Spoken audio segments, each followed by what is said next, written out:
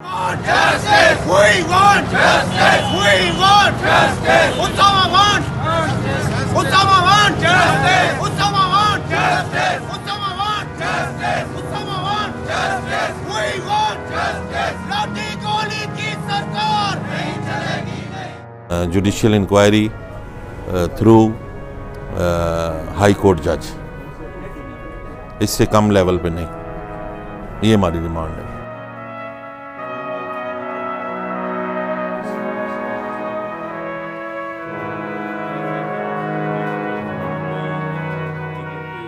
हम उसकी टर्मिनेशन चाहते हैं, सस्पेंशन से काम नहीं चलेगा।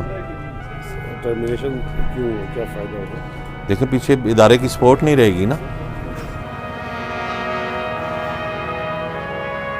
बस वो इतने हमें झगड़ा हुआ है और उन्होंने इसको कहा है कि तुम्हें मज़ा चखा देंगे।